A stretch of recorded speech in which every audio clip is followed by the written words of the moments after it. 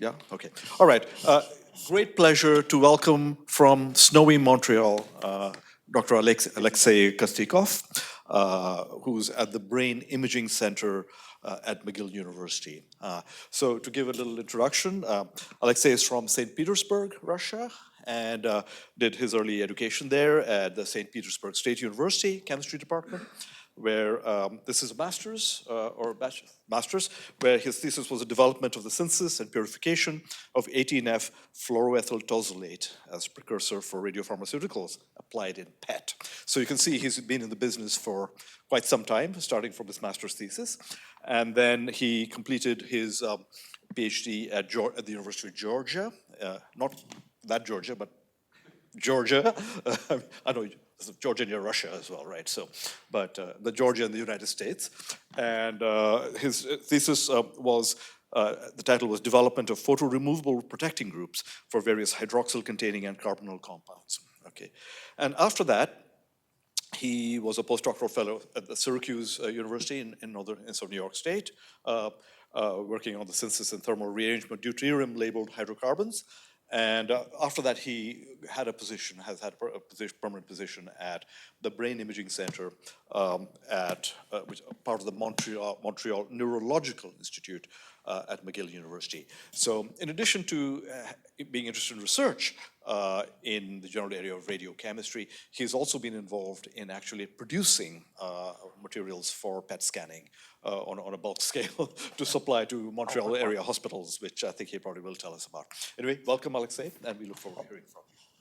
Well, thank you very much for the very nice introduction. And I would also like to thank the entire chemistry department for this invitation, for the opportunity to present my research here today. It's really a pleasure and an honor to share some of the research that I've been doing in the last about 7 years while I was working at the Montreal Neurological Institute at McGill University. So to give you a little bit more detailed overview of today's lecture, so I'll start with basics of PET, what PET is all about. Then I'll talk about our development of fluorinating-labeled cyclooctines for copper-free click radiolabeling of peptides and proteins. Then I'll talk about our technical development of carbon-11 radiolabeling techniques, in particular C11 methylation on cartridge. And finally, I'll be talking about development of some novel PET tracers that we've been recently doing.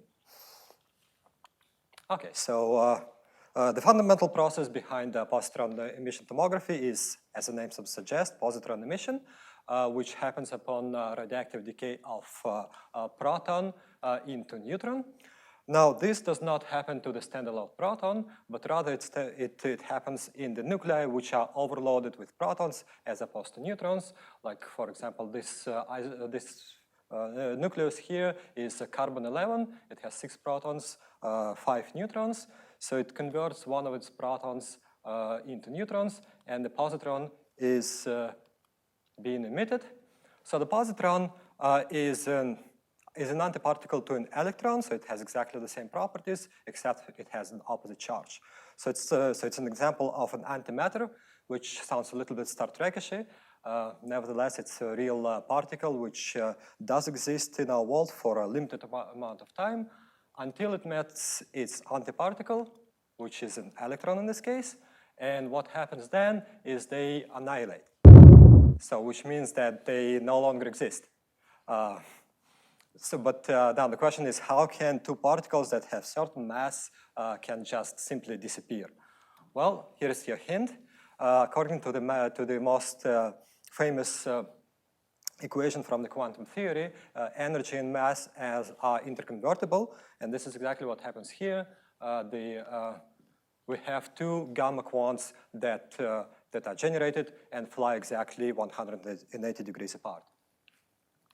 So now if you were to inject this molecule into, or this isotope into a human body or into any other animal and put the human into the PET scanner, which is basically a ring of detectors that work in coincidence mode, you get the line on which the annihilation occurred. And because we are dealing with millions and billions of such events, it's not just one decay. You have on the kind of intersection on these lines, you have the area of the isotope accumulation. So, which you can reconstruct then and get the medical image. Now, if you inject just a simple isotope as it comes from the cyclotron or from the reactor, you'll probably not get very meaningful information because it will just distribute all over the body, non-specifically, or it will go into the bones or bladder or whatever. You will not get any scientifically useful information. So what do you do if you actually want to study a specific target? For example, if you want to study a specific receptor in the brain using this using such one of those isotopes, you need a kind of a vector molecule that on one hand would be able to accommodate the isotope, and on the other hand would contain this segment that will deliver the isotope precisely to the target that you want to study. So I just want to go over the vocabulary, some of the terms that I will be using today because there is some ambiguity about these terms. So I want to make sure that I'm understood correctly when I use these terms. So this molecule is called molecular biomarker. So it's an endogenous molecule which is normally present in our bodies. So this is our medical radioisotope, so an isotope that undergoes radioactive decay that either destroy the cells, and that's the whole topic of therapeutic nuclear medicine, which I will not be talking about today, or send a signal to be detected outside, which is used in diagnostics. So this molecule here is called a precursor, so it's a non-radioactive molecule that already contains a biologically active segment that binds to the target that you want to study, and on the other hand, it can accommodate the isotope. The process of putting these two together is called, I will call it radiochemistry. Of course, radiochemistry is more than that, but that's what I will refer to today. And the compound that results from this reaction is radiopharmaceutical, or in PET, it's commonly used radiotracer, or PET, simply PET tracer. So talking about some of the isotopes that are most commonly used in PET imaging, so those, the fluorine-18 and carbon-11 are the two most widely used isotopes for many reasons. One of them, they have very suitable half-lives. So first of all, so they are kind of, on one hand, they are long enough so that you can do some chemistry with those isotopes. On the other hand, they're not long enough, so they will be, so they will not give too much radiation dose to the patient like some longer-lived isotopes do. They also have relatively low positron energy, which means that the positron doesn't have to travel too far before it annihilates. That gives the highest image resolution. And they decay almost exclusively through the beta plus or positron emission decay. Nitrogen-13 and oxygen-15 are also used isotopes. You cannot do too much chemistry with those also, so you can do some imaging studies, but from the chemistry perspective, they're not very interesting because there is not much that you can do within the half-lives. So my research is focused on fluorine-18 and carbon-11. So the type of chemistry that we employ to incorporate those isotopes into organic molecules, for carbon-11 radiochemistry, in more than 90% of the cases, we use a technique called C11 methylation. So the CO2, which is produced by most of the cyclotrons, C11 labeled CO2, is converted into methyl iodide, and the methyl iodide, C11 methyl iodide, is used for methylation of alcohols, amines, or thiols to make those tracers. For fluorine-18 radiochemistry, we mostly rely on nucleophilic substitution, such as SN2 in case of aliphatic substrates, where your leaving group is either triflate or tosylate or maybe some other halides. Or we rely on SNR, so aromatic nucleophilic substitution, where the leaving group is either nitro or trimethylammonium salt. And in this case, you need a strong electron withdrawing group to activate this position for SNR reaction. So and that brings me to the research that is normally done in PET radiochemistry. There are three major pillars of this type of research. First is novel PET tracer development. You know, there is hundreds and thousands of different biomarkers inside our body, and it would be nice to image most or all of them in vivo using PET. That in turn drives the research in development of new radiochemistry reactions, because as you could see, there is only that many reactions at the moment that are used. So if you have more complicated molecule, you might as well come up with new ways of incorporating the radioactive isotopes. And that in turn drives the research in new automation techniques, because I should mention that those radiochemical transformations cannot be done manually. So we have synthesizers, automated units that would do the radiochemistry, and those units have to be designed, programmed, and then maintained. So I will talk first about some of the radiochemistry methodology that we recently developed for the copper-free click radiolabeling of peptides and proteins, which resulted, among other things, in kind of creative journal cover that we were asked to submit just a few months ago. I mentioned that radiolabeling of small organic molecules rely on SN2 or SNR reaction. These reactions are usually done under pretty harsh reaction conditions, so you need heat up to 100 degrees or maybe even above, organic solvent, bases. So most of the small molecules survive these conditions, but if you're talking about peptides and proteins, those compounds would not survive these conditions. So how do we go about that? Well, the approach that we employ is using so-called prosthetic group, which are small organic molecules which can be labeled under those harsh reaction conditions, and then used for radiolabeling of larger bioconjugates under much milder conditions. So the examples include your NHS active esters, malleamides for molecular addition. You have your aldehydes for the alkylation of, reaction with hydroxylamine derivatized macromolecules.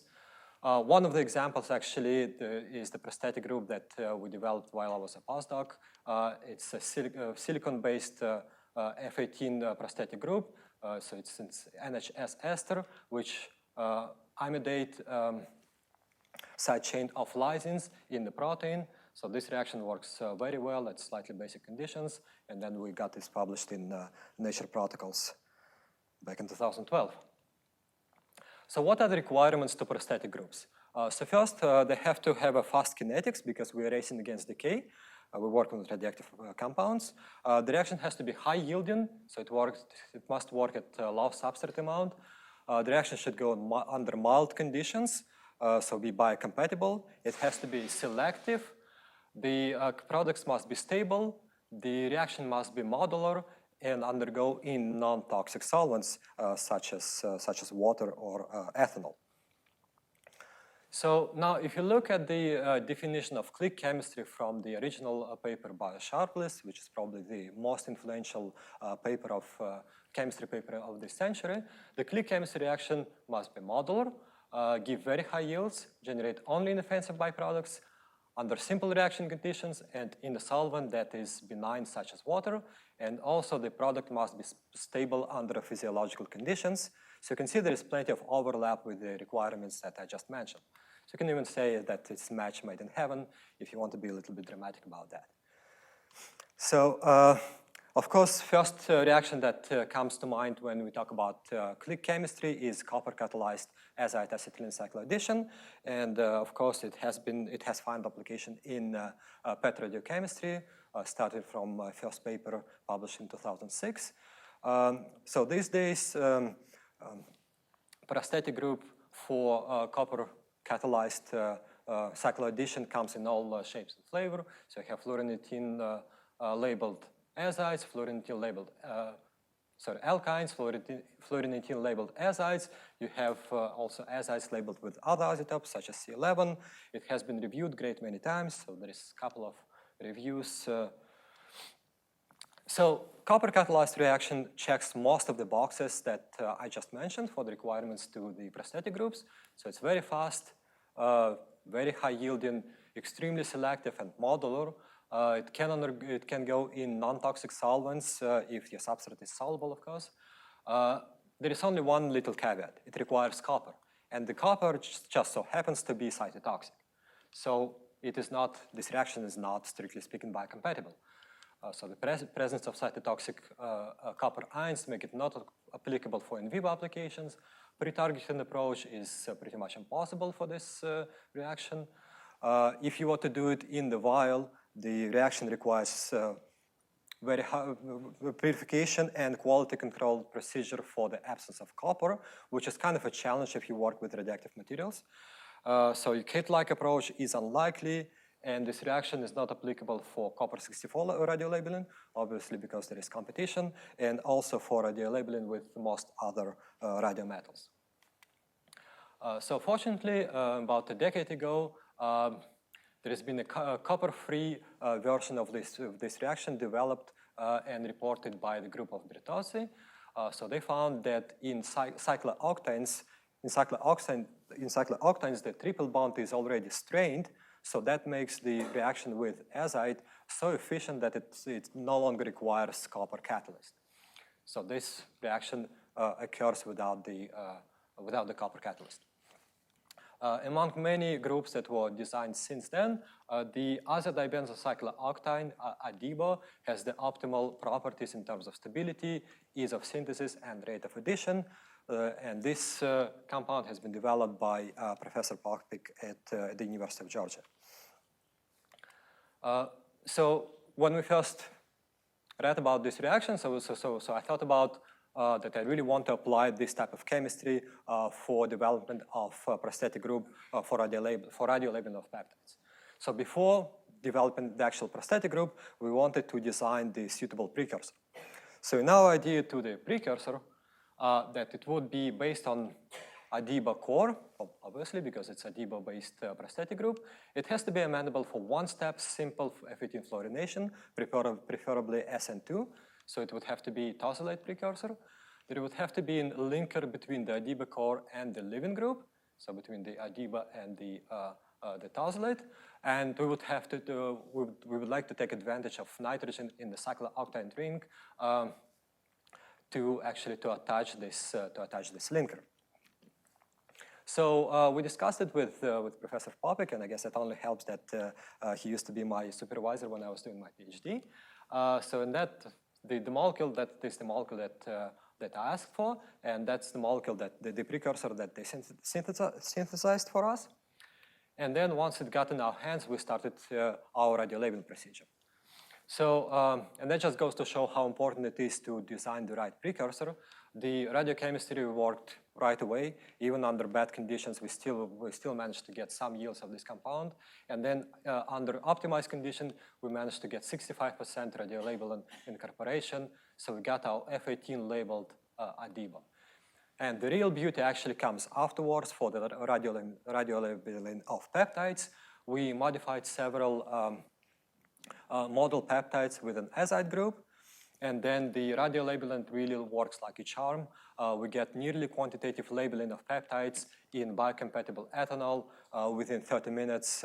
So this reaction really clicks. And it does not require heat, does not even require any agitation. Just to show you the typical HPLC chromatogram. So this is the UV trace of the peptide.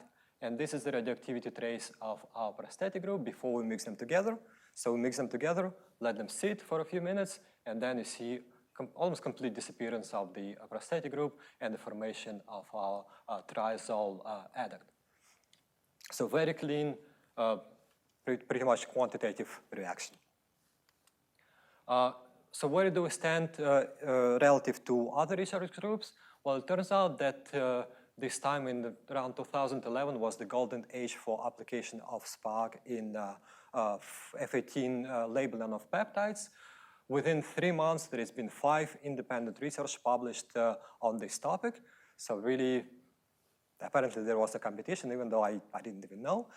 So we were not the first to publish this. We got beat by a couple of months, but we actually developed for the first time, the synthon that could be synthesized in one step, because all other groups had to rely on kind of two-step procedures that would make primary prosthetic group reacted with commercially available Adibo, and then use this resulting F18 labeled Adibo as a secondary prosthetic group.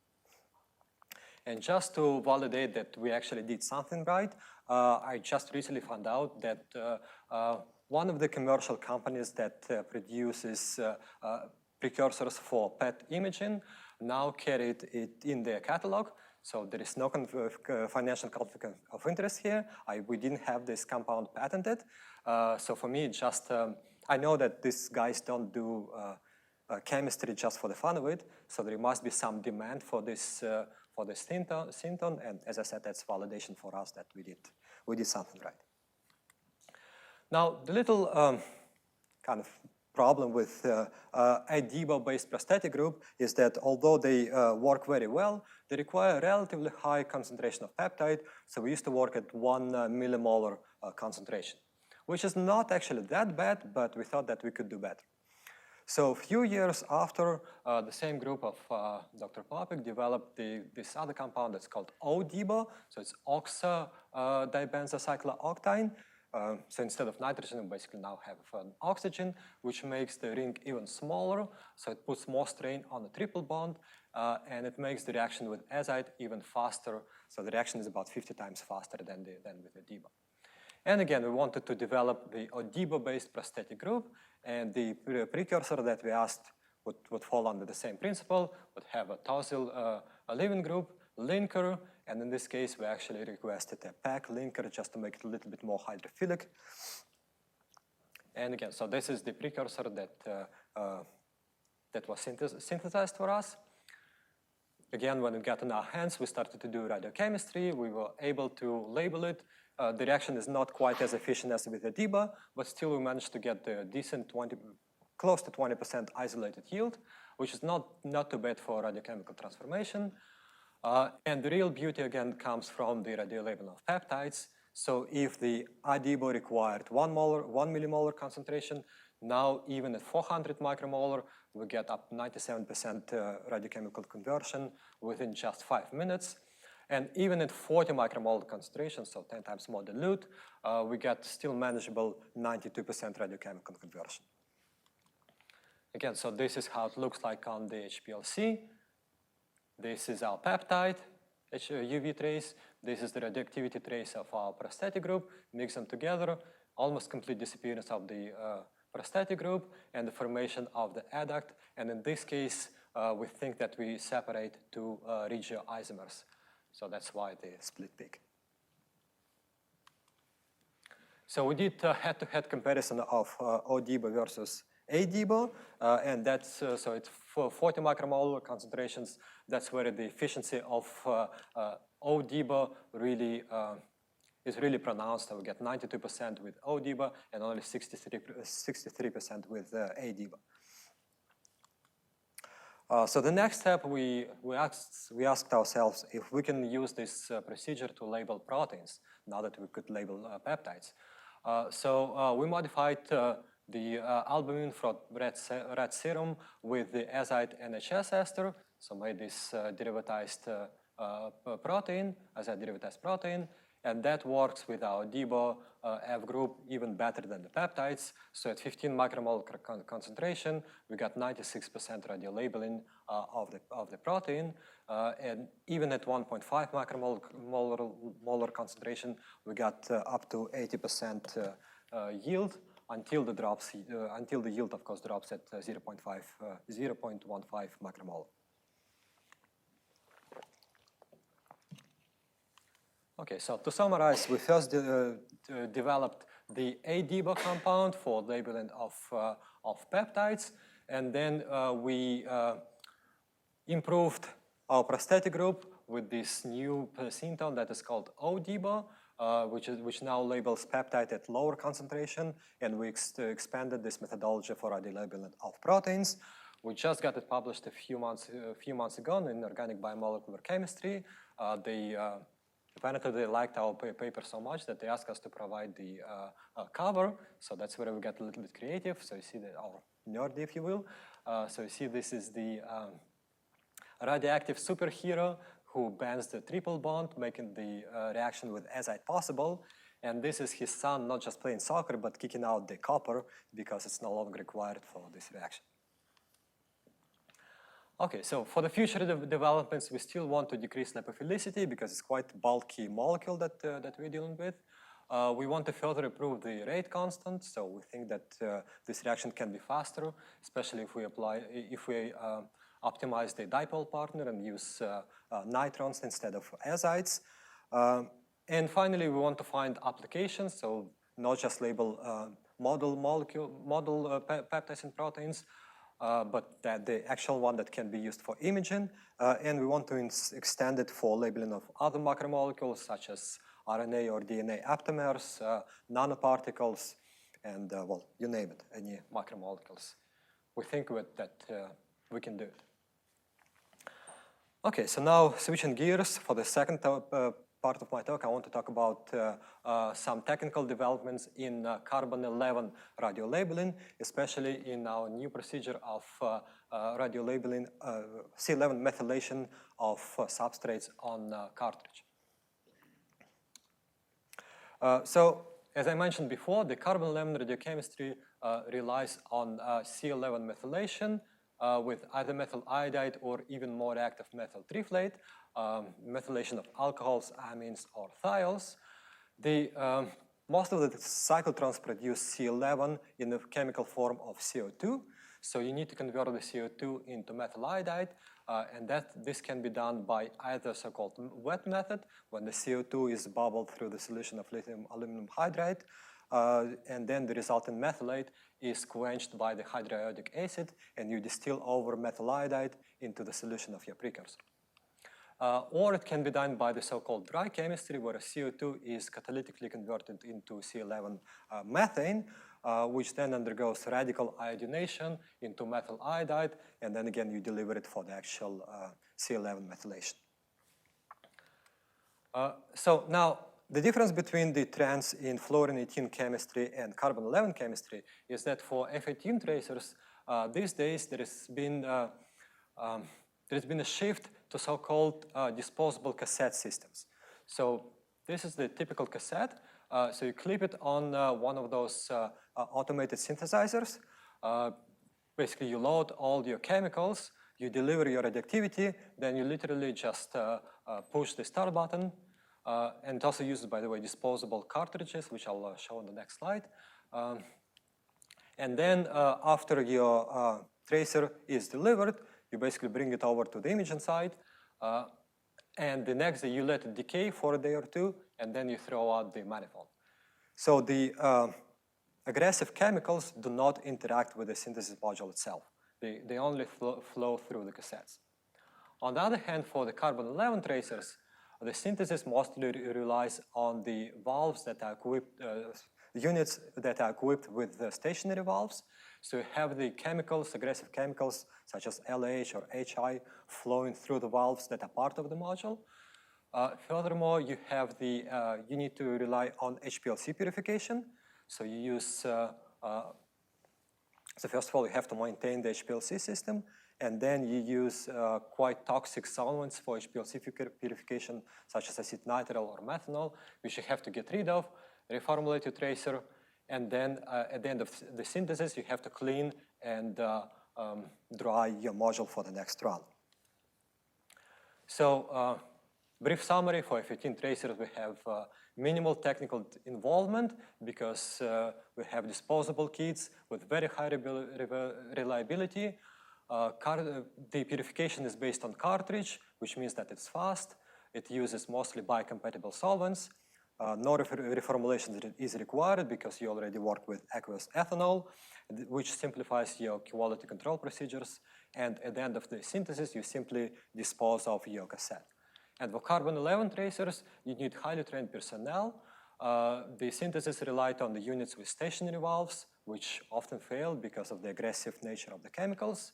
You need to purify your tracers by HPLC, which means using toxic solvents. So you need to do reformulation, full quality control procedures, and module cleaning and dry. So our idea was to develop so-called C11 kits, disposable kits, for production of metal iodide from the CO2. The idea that would be that these kits would accept the CO2 from the cyclotron. It would convert the CO2 into metal iodide or even more active metal triflate, release this metal iodide for consecutive methylation, perform the synthesis and the purification, so that at the end we could just strip off the kit, put a new one, and repeat the synthesis. I don't want to go through through all the details because that would be just way too technical. So I just want to show you the end result. So we developed these kits that are based on 3 manifolds like that. So they're fully disposable. And they're connected to each other via disposable tubing. So the first manifold serves for reversible C11 CO2 trap and release. Then the CO2 is delivered onto the second manifold and the first reactor so that it is converted into metal iodide. And then the metal iodide is released onto the third manifold and the second reactor, where it is used for the actual radiolabeling and production of C11 tracers. So these kits proved to be very modular. So we used it for for synthesis of different tracers that are clinically used in our center. So it's very modular, and also the reliability is very high. So our success rate with those kits are more than 95%. And so the reason I wanted to show you is because of this. This is a number of syntheses that we did with those kits. So each of this number represents the actual scan in human. So every time that we produce those tracers, we actually do it for imaging in either patients or healthy volunteers. So almost 200 scans done based on this technical development. So now we replaced our stationary valve system with disposable manifolds. And that means that we also no longer need to clean and dry our module. We just simply strip off the cassette and use the new one. But we still rely on the HPLC purification and reformulation. So we wanted to take it one step further and do the entire chemistry on small disposable cartridges. For those of you who haven't seen those, they're about that big. They're filled with any sorbent you want, but we use reverse phase C18 phase. And they are commercially available by Waters, and they're about $7 a piece. So we wanted to use them as a 3-in-1 entity. So as a reactor, so purification and reformulation. So the idea was that, so this is how this cartridge looks like. We apply the precursor on top of this cartridge. We blow our metal iodide or metal triflate through the cartridge, and then we sequentially elute all the products and byproducts with aqueous ethanol to collect the injectable radiotracer. So advantages would be that the system would be fully disposable, very reliable because it would not require HPLC purification. So no reformulation is needed because we would work with aqueous ethanol. It would be fast and simple, and we could quickly turn around to make another tracer. The challenge is, of course, we would have to optimize the synthesis because doing this reaction is not as easy as doing something in the vial or in the flask. And even more importantly, we have to optimize the purification procedures because we had to separate quite a few different compounds on such a short amount of sorbent.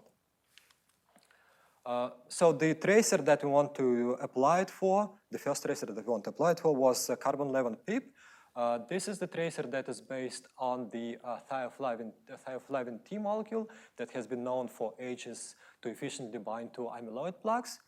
And this tracer, C11 PEEP, was the first amyloid imaging tracer developed in 2003. And that just simply revolutionized the field of Alzheimer's disease imaging because for the first time, those amyloid plaques were imaged in vivo in living patients and not post-mortem in autopsy slides or by biopsy. So you can actually see the accumulation of amyloid in patients with Alzheimer's disease, and you can progress you can image the progression of those amyloid plaques build up over time. Okay, so the synthesis of C11-PIP is based on the simple methylation of the des-methyl precursor called 6-OHBTA0. So currently it's synthesized from the 1 milligram of the precursor in the vial. So our goal was to develop the conditions for first separation between these two compounds, which are very similar in nature. So it's kind of challenging to separate them on a short cartridge. We would like to also avoid using toxic solvents. We also wanted to optimize the radiolabeling technique so that we would use minimal amount of the precursor. And the final batch would have to satisfy certain requirements. So it would have to be very clean and pure. So for the separation, we decided to work with the protonated forms of these compounds because we thought that the PKB values of this of the primary and secondary amines would be somewhat different. So first. Second, that would be the protonated form would be less retained on the C18, on the reverse phase, so that they would have a sharper elution profile and would require less ethanol for elution. And so we used ethanol in the buffer, in the aqueous buffer at pH 3.7. So and then after a very thorough optimization of the separation, we finally found our conditions.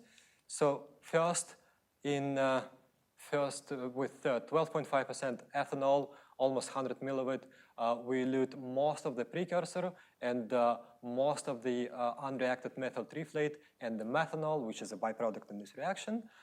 Then with 50 ml of 15% ethanol, we elute residual precursor and residual unreacted radioactive species, and we just lose just a little bit of the of our product. And finally, with just 2.5 ml of 50% ethanol, we elute radiochemically and chemically pure tracer. So also find out that this reaction works at 0.2 milligram of precursor as opposed to 2 milligram that we use in conventional synthesis, so which is quite an improvement, and the radiochemical yield is up to 22%. So to summarize, we use this cartridge as a 3-in-1 entity, so it's reaction, purification, and reformulation.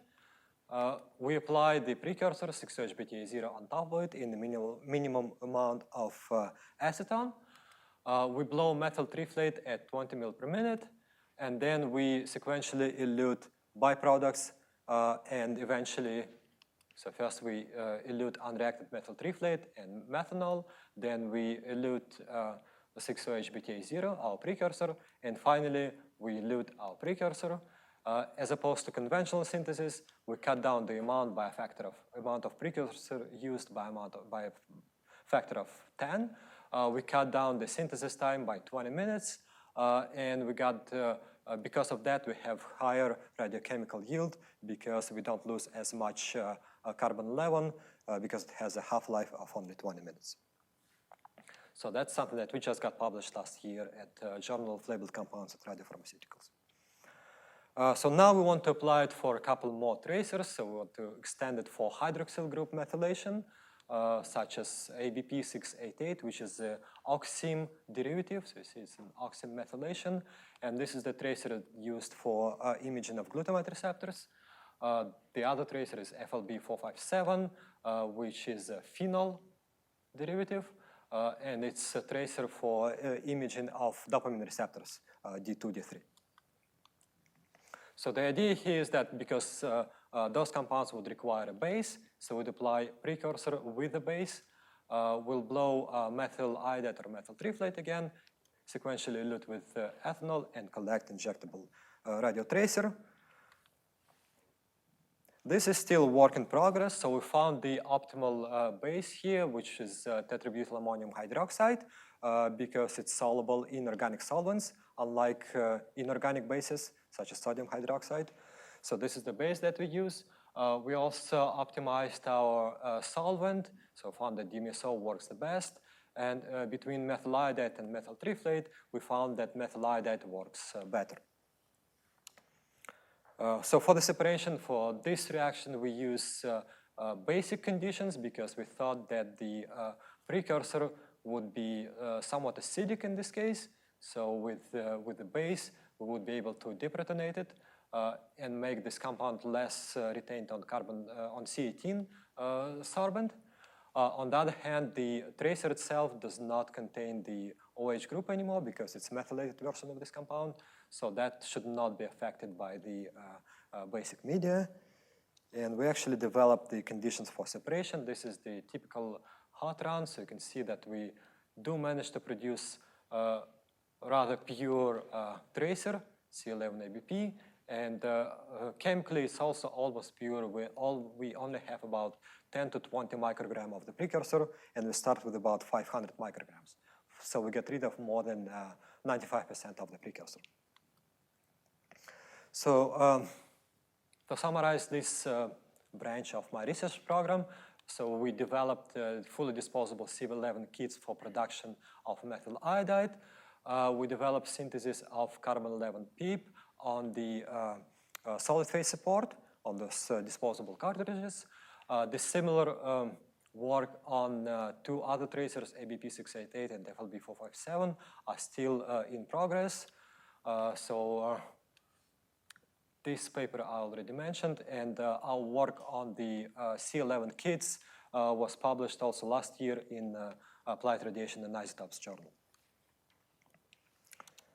So now that brings us to the third part of my talk, where I will be actually talking about some of the new molecules that we were able to radiolabel and use for imaging in rat models for positron emission tomography. So before I go into my own research, I just want to give you an overview of how PET imaging is used in neuroscience.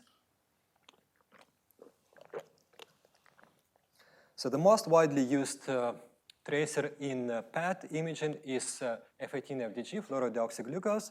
It's F18 labeled analog of the glucose, which is used in neuroscience to highlight the regions of hypermetabolism, which are characteristic for neurodegenerative conditions. So as you can see here, in an Alzheimer patient, the glucose uptake is significantly lower than in normal individual who has massive uptake of glucose, because you know that glucose is required by the brain for the energy. You can also use water labeled with oxygen 15 for cerebral blood flow imaging. So that gives you an idea if there is any necrotic tissues in the brain, or you can also do some fantastic activation studies using this O15 labeled water. But I'm mostly interested in receptor imaging, so that's what I will be talking about today. And also lately, very hot topic is imaging of misfolded protein accumulation, such as amyloid plaques, which I already talked about, and also lately imaging of neurofibrillary tangles of tau protein.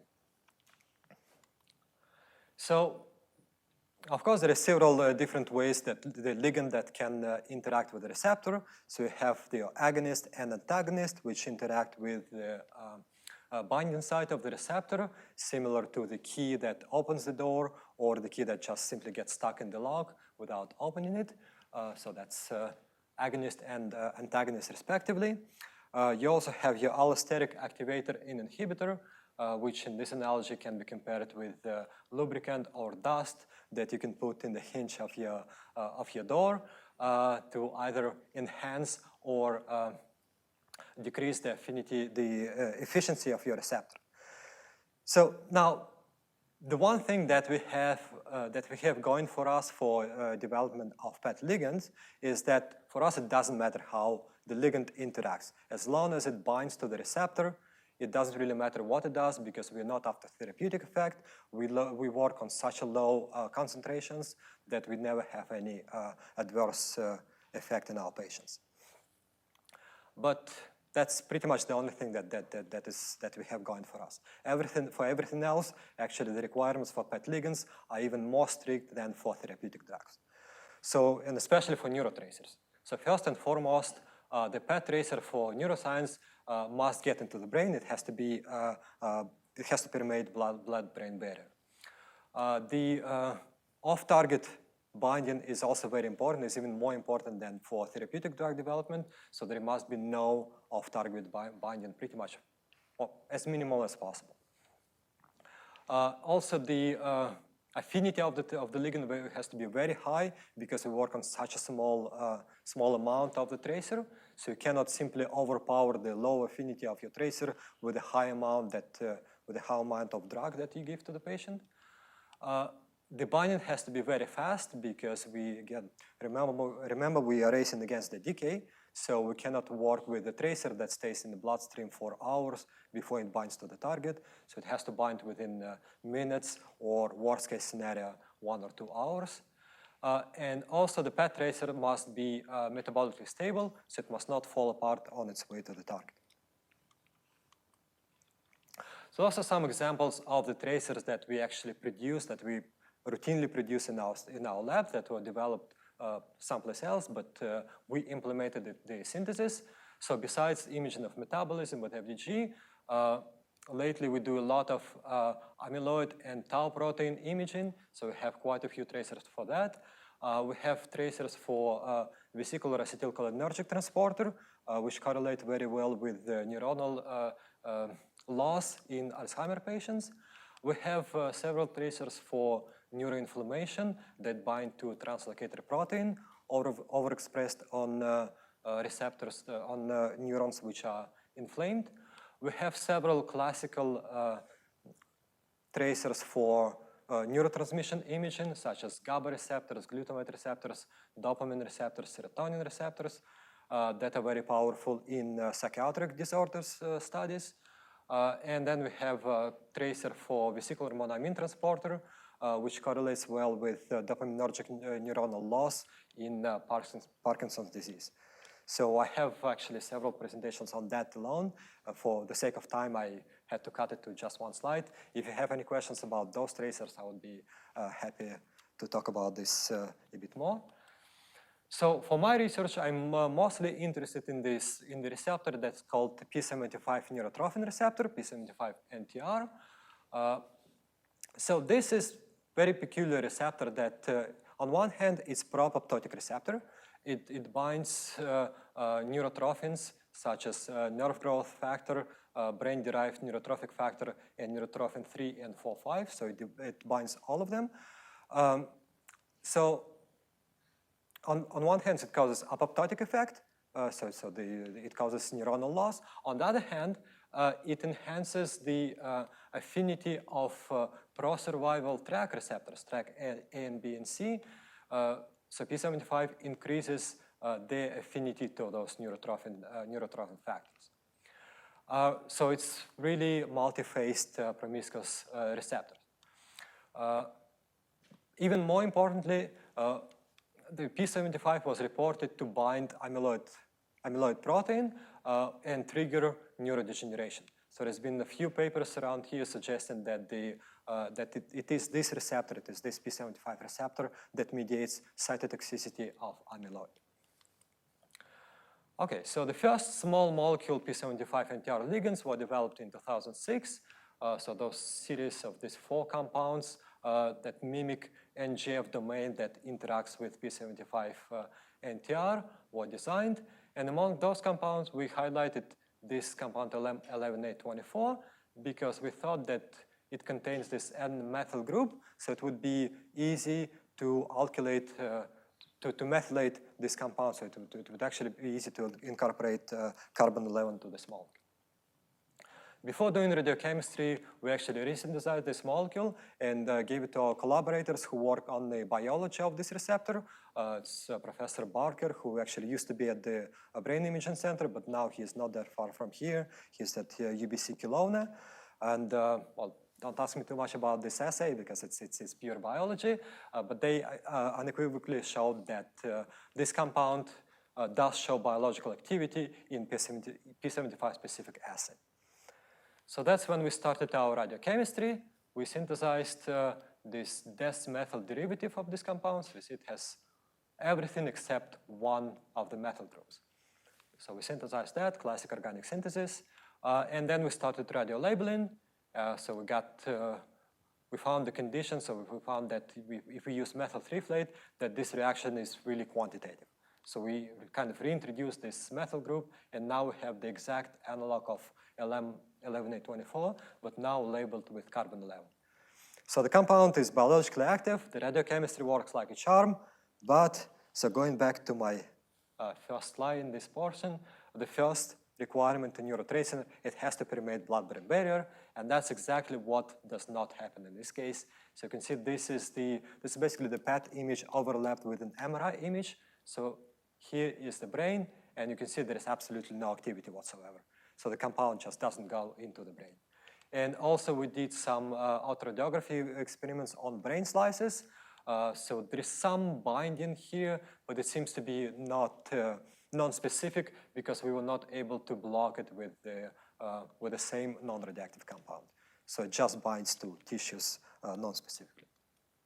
So we still publish this in Bioorganic Medicinal Chemistry, and then we always gave up on this project until about a year ago. There was a new molecule published called EVT901, and then we found out that it was actually previously disclosed by Evotec and Sanofi. So this is how it looks like. Again, first thing first, we resynthesized this molecule to use it as a gold standard in our development. Now, what's peculiar about this molecule is that it already contains the fluorine here. So in theory, you can introduce a fluorine 18 in this position. The only problem is that this position is not activated for SNR reaction, so for the classical aromatic nucleophilic substitution, because there is no strong electron withdrawing group to activate this position. So if you asked me 4 or 5 years ago if we could label this molecule, I would tell you no, there is no way. But that is something that I actually mentioned on one of my slides, that there is a lot of research on neuroradiochemistry reactions development, and in just the last 3 or 4 years, there has been several reactions developed for the introduction of fluorine into these non-activated positions. So one was developed by a group of Neil Vazdev, who is actually now in Toronto. They used cyclic iodonium ylides to incorporate the fluorines, so as a living group to incorporate the fluorine 18. The other was developed by the groups of Gouverneur and Scott Peter in the University of Michigan. So they used the copper catalyzed displacement of boronic esters with fluorine 18. And the latest reaction was developed by the group of Ritter, where they actually substitute the phenol, the OH group in phenol, with the fluorine 18 using the imidoselenium salts. So that kind of opened an opportunity for us to use one of those recently developed strategies to radiolabel our EVT901 molecule. So either BPIN starting material or iodonium ylides or simply phenol. So we synthesized this building block, so that's the building block that contains everything except for the pyrimidine moiety. And then, well, here is, we had some problems with the synthesis of the precursor. So we tried several approaches. We first made this bromine derivative, no problem, but then it does not undergo Miyaura reaction, so we were not able to make this compound. We tried to make it in one step using the boronic ester, pyrimidine boronic ester. This reaction does not work. We tried to make iodine derivative. It kind of works, very low yield, but it still works. But again, neither Miyaura nor the iodonium ylide work. So basically, our last hope now is we just made this. We believe that just last week we made this pyrimidinol, so that we can apply this lastly developed fluorination procedures. So the procedure, that's something that we are going to do hopefully next week or the week after. So besides development of P75 ligands, we also develop, so we just actually started development of tracer for the sortilin receptor. Sortilin receptor communicates with the P75, they interact and they make this complex that bind pro-neurotrophin factors that are known to cause apoptosis. And also in collaboration with a group of Ralf Schirmacher in the University of Alberta, we developed several tracers for track imaging. And actually this tracer is something that has been previously synthesized, but now last week, we just made the baronic precursor for this fluorination. And again, hopefully next week we will be able to radiolabel it and use it for imaging experiments. The other receptor that I'm interested in is melatonin receptor. So melatonin, also known as a sleep hormone, not to be confused with melanin. It's implicated in circadian rhythms. It interacts with the two distinctive types of G protein coupled receptors, melatonin receptor 1 and melatonin receptor 2, which play a role in following conditions. So of course, chronic insomnia, because they interact with melatonin. Also, all kind of psychiatric disorders, mood disorders, anxiety disorders. But also, this receptor MT2 has been reported to be downregulated in Alzheimer's disease. So there has been a few agonists and antagonists of this receptor known. So this is UCM765 compound, which is a known agonist of MT2, and 4-PP-dot is a known antagonist. So we picked this compound to be radiolabeled first, again, because it contains this O-methyl group, so we thought it's relatively easy to radiolabel it, and we were right. So we synthesized the precursor in one step from the cold compound, and then we were able to radiolabel it. So this radiosynthesis is now very well established, very robust. And this tracer, this is actually how it looks like when the tracer actually permeates blood-brain barrier. So now you can actually see that the tracer is in the brain and not in the periphery. So that works well, that's very promising. The washout from the brain, though, is somewhat fast. So it kind of gets out of the brain relatively fast. So we don't know if that would be clinically useful. So that's something that we are studying right now. And for the synthesis of C11 4-PP-dot, we envision application of this recently developed procedure where the C11 CO2 is first reacted with the Grignard reagent, and that intermediate reacts with an amine to form the amide. So in this case, this amide would be our tracer for 4-PP-dot. And that pretty much concludes my talk. I would like to acknowledge the people who I work with. So my group, the PhD student who I work with, Hussein Bdair, my postdoc, Dr. Thomas Singleton, Mehdi Boujimelin, who did a lot of work on the copper-free click chemistry development, Pierre-Luc Rachon, who started this project on the EVT901 synthesis and radiolabeling, and also personnel in the cyclotron group at our PET center, Robert Hoppel and Dean Joly, who helped me with C11 radiolabeling automation techniques. I would also like to thank my collaborators, Professor Vladimir Popik from the University of Georgia, who developed those ADIBA and ODIBA compounds, Professor Phil Barker from UBC Kelowna campus, who is a biologist working on the biology of P75 receptors. Dr. Pedro Rosaneta, who is an imager who helps me with imaging in small animals. Group of Gabriela Gobi, who is using UCM765 for melatonin receptor imaging. Former and present director of the cyclotron facility at the MNI, Ralf Schirmacher and Ghassan Massaroueh, and the medical director of our PET center, Professor Jean-Paul Saucy. And finally, I would like to thank sponsor, well, my employer and the sponsor, Montreal Neurological Institute of McGill University, Alzheimer's Society Canada, who gave us money for the P75 tracer development, QBean and FRSQ for funding for the MT2 tracer development.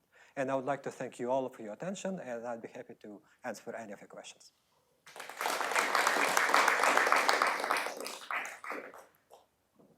Great. Thank you very much. If I may take the liberty of just asking a couple of things before we get going. The copper-free click, you showed the classic one with the cyclooctane and azide, but there's a tetrazine and cyclooctane Yeah, that's version. basically. Is that something you've considered, or are there some issues with it? Or? No, well, people use it, and actually our rationale to use this, to go into this ODIBA was kind of to challenge this, the tetrazine chemistry, because that is much faster reaction. Yeah. So that we fully acknowledge. Now there is issue with tetrazine chemistry, so they are not that easy to synthesize, to my knowledge. They're not very stable, and the trans-cyclooctanes, are easily isomerized into cis derivatives, so they don't keep that long. And for example, our Adiba compound is now sitting in our fridge for 7 years, and we just used it a few months ago, and it still works. So we can still get our F18 labeled Adiba. Okay. And very quickly, there doesn't seem to be often an intuitive kind of insight into what falls prey to the blood-brain barrier. I mean, because you can have one small molecule that goes in, happily you showed cases, and there are others that don't go in. Is there any sort of understanding of what is kept out of the brain and what is not, Yeah, I mean, first thing, I guess, is hydrophilicity. So the molecule should be relatively lipophilic to go through the passive diffusion, to go into the brain through the passive diffusion. So the log D values should be between, I would say, between 1.5 and 3, so that they can actually penetrate blood-brain barrier. And if the log D value is higher than that, it goes straight to liver. And if it's lower than that, it just doesn't go into the brain.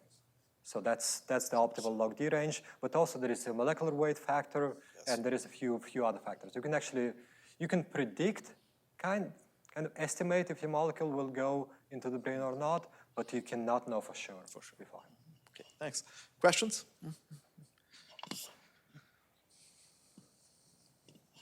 Bob. Maybe I missed it, but your copper-free click, were those giving you a single isomer, or do you get 2 isomers in those reactions? We got two isomers. So presumably the ratios change depending on the type of reagent you've got, whether it's the nitrogen or the other. We haven't studied that. But you get the both. I think it's just a static factor. For us, it doesn't really matter because we got the label. So we got our isotope onto the peptide. So where it is exactly, it doesn't really matter. So the fact you have 2 isomers doesn't cause any problems? Excuse me? Doesn't cause any problems. Not that we know. No, not that we know.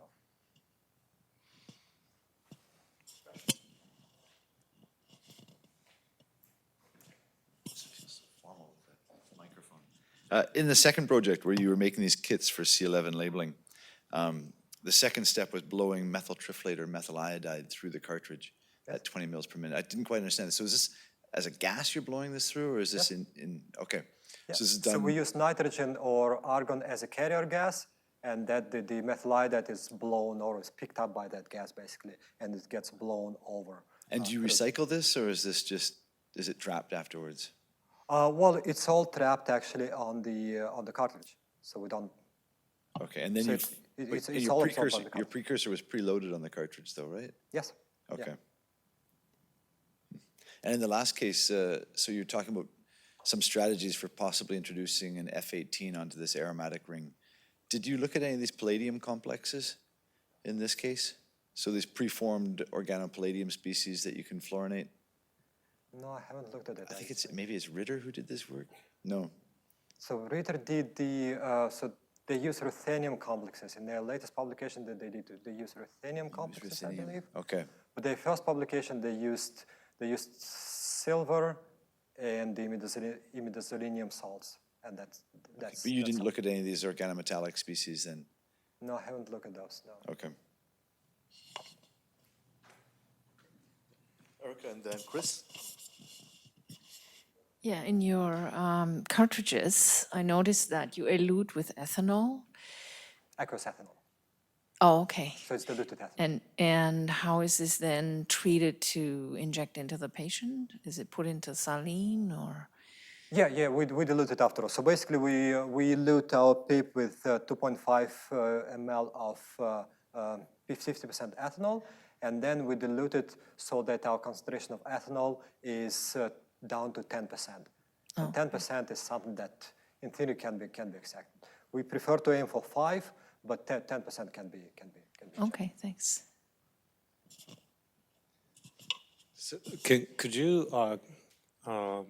you explain how do you make carbon 11? C11. How do you make C11 for labeling? You mean the C11 CO2? No. The carbon 11 by itself. What is the source of your isotope? The nuclear reaction? Yeah, It's on the nuclear nitrogen. reaction. Yeah. Nitrogen, P alpha.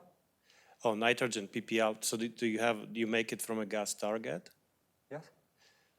And So that, we have nitrogen. We feed our target with, if I remember correctly, it's 0.5% oxygen, 99% nitrogen. So the nuclear reaction is nitrogen P alpha carbon 11, and that oxidizes with the oxygen, which is all in the target. Yes.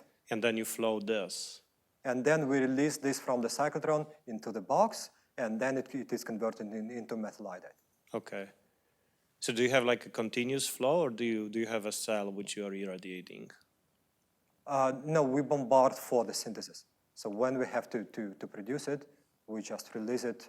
We start the cyclotron, bombard, release from the cyclotron, and start the synthesis. Mm-hmm. And do you know, because then you have to, it's essentially a gas cell, right, of some kind, where you have a container. So you need to shoot through the container. So you mean on the cyclotron side? On the cyclotron side. Yeah, it's a target. But it has a window, right? Yes. So what is the, because then you want to bring a high current from the cyclotron, right? Yes. So what is the window made of? So you don't burn you have reactions on this. I want to say niobium, but I don't remember. Okay. I'm not a cyclotron engineer, so I know something about cyclotron, but I'm not a cyclotron engineer. Sure. I can find out for you. Okay, thanks.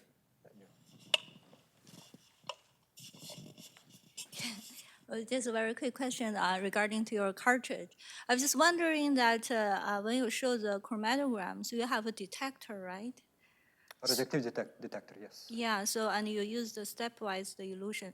I was just wondering in the future when you go to the application, does the separation itself, the cartridge is disposable, but what about the detector? Do you need a detector? We have to do quality control anyways, because if it is to be injected into human, you have to do quality control. There is no way around it. So that's once we load the tracer, we inject it on a separate analytical HPLC system. And that's where the analytical, so we have a Agilent HPLC, which you have lots of at the SFU, but it's the same HPLC system, but it is equipped with the radioactivity detector. So you can also monitor the radiochemical purity of your tracer. I see. So you just based on the activity, and you assume that the precursor had been eluted. Whatever the activity you're measuring are the ones that are already labeled. Yeah, so we can quantify, we have a calibration curve, so we can quantify how much precursor we have left. Mm-hmm. So the precursor we determine actually by UV detector, because precursor is not radioactive. So that's how we determine the chemical purity, and then radiochemical purity, the separation of the tracer from the unreacted methyl trifluoride or methyl iodide, or whatever else you may have, we do by the radioactivity detector. I see. So they're kind of sequential. So once the product comes out of the column, it flows through the UV detector first, and then through the radioactivity detector. So we just have both information at the same time. I see. But those systems, are those going to be disposable as well? Oh, no. That's quality control system. No, that's completely separate. So we have production system, so that would be disposable, but the quality control, of course, is not. I mean, you need to have your HPLC. I see. Okay. Partly we're doing this because this is being recorded and people at Triumph are listening with great. So thank you. My limited understanding of this, of the tracer energies, is that so the ones that you've shown us are mainly for diagnostics and for imaging, but not for therapeutic use No, because their no. So energies are tho- too low? Those isotopes, so the idea of PET isotopes is to send the signal outside, but not to destroy the cells. And so, looking forward, do you have interests on the therapeutic side with different isotopes, or you're mainly focused on the imaging? I think I will be mainly focused on diagnostic isotopes. Because for brain, especially for brain disease, you can only do imaging. You cannot really apply therapeutical isotopes for Alzheimer's disease, for example. That can only be applied for oncological diseases. So I think I would rather stay in neuroscience and in the field of diagnostic isotopes. And both isotopes are readily available at hospitals, or do you have from pocket cyclotrons?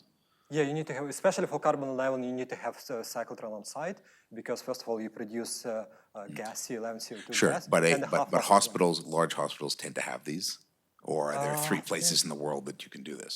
Well, In other words, if you are no longer at the neurological center where you are now that has this equipment, is this still applicable in general clinical areas, or is it very, very restricted? Well, the fluorine-18 tracers can be shipped, so FDG can be shipped. So we used to supply actually the hospitals with F18 tracers. The carbon-11 tracers we have to use on site. So I think Triumph makes fluorine, but I don't know what carbon. They make some. They make C11 tracers. How many places in the world can make the C11 isotope? Are there many hospitals, or are there 4 places in the world that can do it? Well, I cannot talk about. In Canada, there is at least 15 cyclotrons available. I know that in Montreal we have 3. There is at least 2 or maybe 3 in Toronto. And now they actually, lately in the last decade, I think there has been Canada, at least, I would say at least double the number of cyclotrons. I don't have the solid data, but I can think of about 15 cyclotrons that are available in Canada. Great, thank you.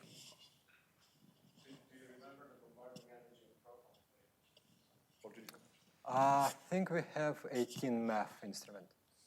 It's IBA cyclotron. IBA 8. I think that they now have even higher energies. Other questions? Actually, just curious, because you mentioned passing, but is there anything here in labeling antibodies? You mentioned DNA or aptamers. I was just curious, is this, what kind of things would you image using, say, antibodies? Or do you work with antibodies at all? Or? No, so we are looking for applications. So we're actually looking for collaborations to apply this technique. We think we can label it. So we are looking for someone who would find application for those aptamers. Right. Okay, great. Thank you. Any other further questions? If not, please join me in thanking Alexey for a very interesting talk.